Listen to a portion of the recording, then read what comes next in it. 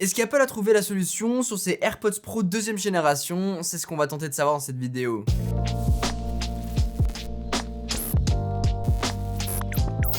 Salut tout le monde, c'est Quentin, je suis ravi de vous retrouver pour un nouvel unboxing d'un nouveau produit. On a reçu au studio les AirPods Pro deuxième génération et si vous aviez suivi les premières vidéos, eh bien les AirPods Pro ne m'allaient pas du tout, dans le sens où dès que je les mettais, ils sortaient de mes oreilles, je pouvais pas trouver le bon embout. J'avais même tenté de faire une manip pour avoir des embouts, vous savez, avec mémoire de forme, ça n'a pas fonctionné du tout.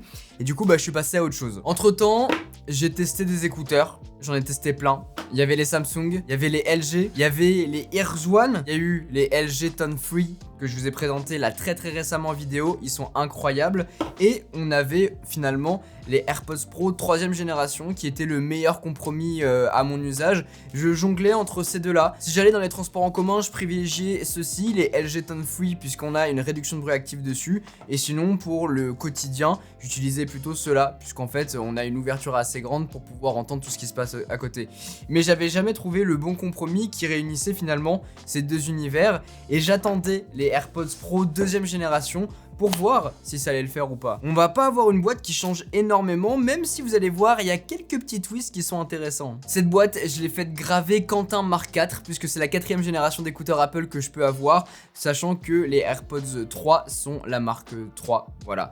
Donc je sais pas, j'aime bien instaurer cette petite tradition, là on est sur les Mark IV. À l'intérieur, on va avoir tous les embouts, et c'est ça le plus important, puisqu'à l'intérieur, on va avoir des embouts XS, et si les XS ne me vont pas, et c'est terminé, j'arrête les AirPods, c'est clair et net. Parce que finalement, la taille S qu'il y avait l'an dernier ne m'allait pas. Donc j'avais essayé d'autres trucs, comme je vous disais.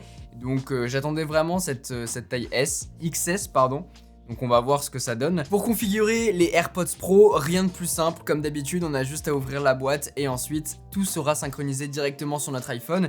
Et c'est... Ouah, mais attends, c'est hyper cool. Quand on ouvre... on a le petit Quentin Mark IV, directement la gravure, on l'a marqué sur notre téléphone. C'est des petits détails comme ça, mais qui font quand même pas mal de choses. On connaît après le nombre de pourcentage de la boîte et aussi des écouteurs, et on va pouvoir les mettre. Avant ça, bien évidemment, on va changer les embouts, puisque on va avoir des embouts M directement installés, mais nous, on va passer sur les XS, donc voilà. Ça va être la petite particularité. C'est incroyable.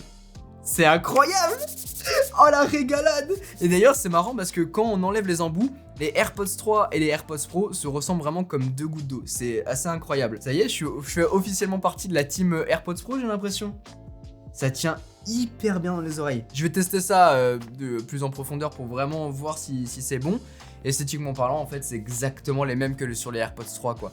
C'est exactement la même chose. La seule différence, c'est que d'un côté, on va avoir des embouts, de l'autre, on n'en aura pas. Mais en tout cas, là, vraiment, ils tiennent hyper bien dans mes oreilles. C'est assez chouette. Dans les réglages de l'iPhone, on va pouvoir un petit peu bidouiller ces AirPods Pro pour d'abord activer ou non la spatialisation audio. Moi j'aime bien la laisser en fixe, j'aime pas quand elle suit les mouvements de ma tête, comme ça j'ai toute la sonorité. Et ensuite on va pouvoir régler cette réduction de bruit active qui est 2 fois plus efficiente que la génération première des AirPods. Et du coup on va tester ça bien évidemment. Je vais prendre les transports là parce que j'ai un petit voyage juste après le tournage. Donc je vais tester, voir ce que ça donne. Et je vais comparer aussi avec les AirPods Max, parce que c'est vrai que c'est aussi ce que j'utilise quand je vais prendre le train, etc. Donc voilà, on testera, mais en tout cas, ça a l'air assez efficace. Le seul truc, et d'ailleurs, quand on compare avec les AirPods Max, quand on active le mode transparence, qui est très bon, on a vraiment l'impression de ne pas avoir les écouteurs. On a quand même une voix un peu plus aiguë, donc on sent que c'est le micro qui retransmet à notre oreille notre voix, là où sur les AirPods Max c'est vraiment transparent. Sinon en termes de qualité de son c'est incroyable quoi, vraiment c'est bluffant. Ils arrivent à faire un truc, à chaque fois je suis hyper étonné dès que je teste une nouvelle paire d'écouteurs Apple. Et là voilà, cette version ne déroge pas à la règle, c'est bon. Après, les petits twists qui vont se passer sont vraiment au niveau du boîtier, puisqu'on va avoir un nouveau processeur à l'intérieur. On va avoir sur le côté une petite accroche pour pouvoir mettre une lanière si on en a envie. Et sur le bas, on va avoir un haut-parleur déjà pour émettre un son lorsque vous le mettez sur un boîtier de charge. Donc ça peut être un galet d'Apple Watch, ça peut être un galet MagSafe. Donc toutes ces choses-là fonctionnent avec ça. Et aussi, si vous voulez rechercher les écouteurs, déjà vous allez pouvoir le faire individuellement, soit l'un, soit l'autre, le gauche, le droit, ou bien alors le boîtier, directement avec l'application Find My.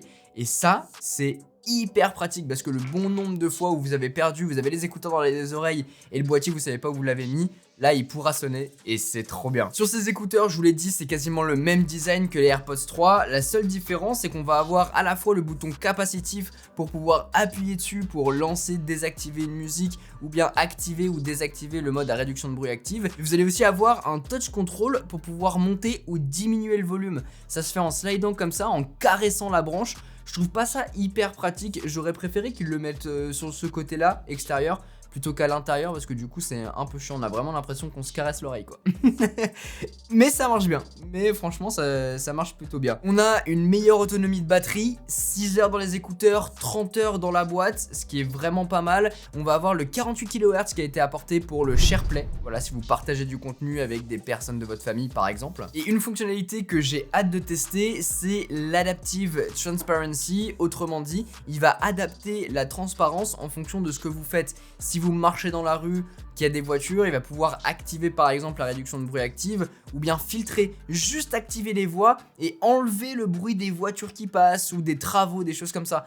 Ça a l'air hyper cool, en tout cas quand Apple l'a démontré, je vais tester, je vais voir et je vous en parle dès que c'est bon. Et bah c'est pas très probant cette réduction de bruit adaptative, en tout cas quand je les ai essayés depuis ces quelques jours maintenant, bah j'ai pas senti vraiment de différence. On a une réduction de bruit qui est hyper bien, franchement, que ce soit dans le train, dans les transports en commun, dans la rue, c'est excellent.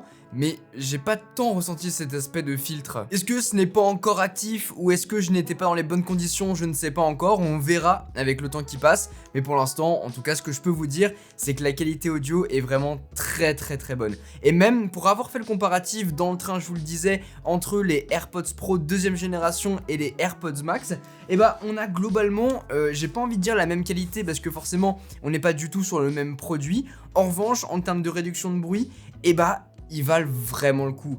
Et pour la différence de prix qu'il y a entre les deux, ils sont bluffants, vraiment. Et quand on les met, franchement, ils ont pas à rougir des AirPods Max. La différence se fera parce que c'est un casque, parce que on est vraiment englobé, on est dans notre bulle, on est beaucoup plus isolé, bien évidemment. Le côté transparence, je vous le disais aussi, et bah on le perçoit mieux avec le casque. C'est vraiment de meilleure qualité, tout simplement. Il y a moins ce côté aigu. Vu que le casque, on le sent quasiment pas sur la tête, bah c'est plus agréable. Mais franchement, pour 300 €, 299 pour les 2ème génération.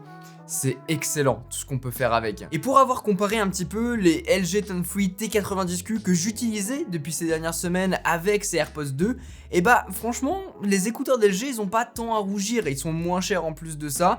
Mais bon, ceux-là sont cool, franchement je pense que ça dépendra de l'écosystème dans lequel vous êtes, plutôt Android, plutôt iOS. On peut très bien utiliser les deux avec iOS comme Android, que ce soit avec les LG, que ce soit avec ceux d'Apple.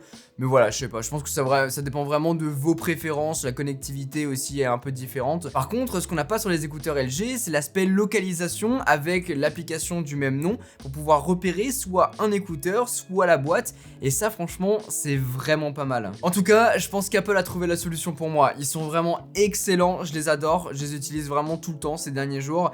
Et voilà, ils me vont super bien, ils ne tombent pas, peu importe ce que je fais, même quand je fais des activités physiques. Et ça, c'est excellent. Le seul truc qui est chiant et la seule vraie différence, c'est le fait qu'ils aient ajouté des embouts de taille XS. Sans ça, j'aurais très bien pu mettre la précédente génération.